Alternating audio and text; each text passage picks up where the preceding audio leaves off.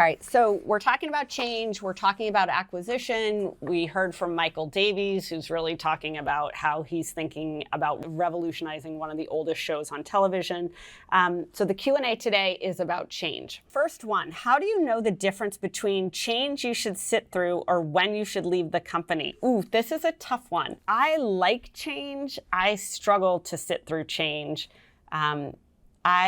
And in my career, I think one of the things I did do well was I knew when to leave a company. I think the difference between change that you should sit through and change that you should run from is whether or not the change is positive. Do you buy into the vision? Do you trust the leaders that you have? Do you agree with where the company is going? Do you see potential for yourself?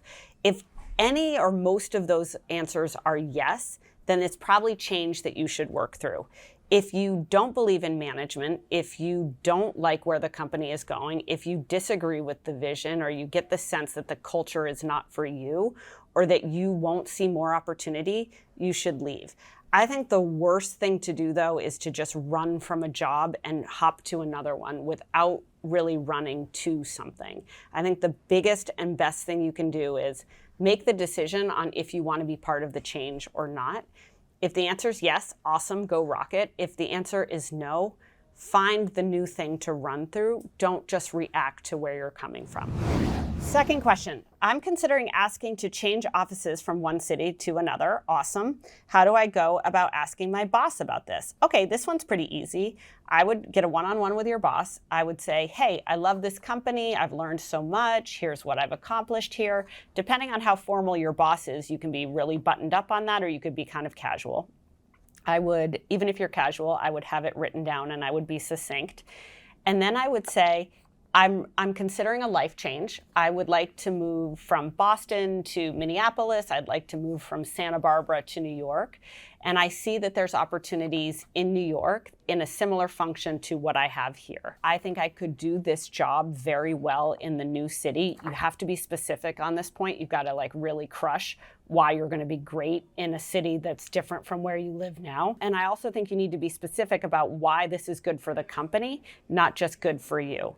And if you can land the plane on all of that, then your boss will probably say yes. I also think, though, in having this conversation, you need to be prepared that your boss may say no. And then you've got to make a decision on, are you moving regardless, or are you moving only if a job exists for you in your current company in a new city? So have that answer first, be prepared, and then see where the conversation goes. All right, last one. How do you deal with a poorly communicated reorg that leadership loves and employees hate? Ooh, this is a good one. One is change is hard for a lot of people. Two is, my experience anyways, is most people are really shitty communicators. And three, I think most management teams underestimate the need for communication.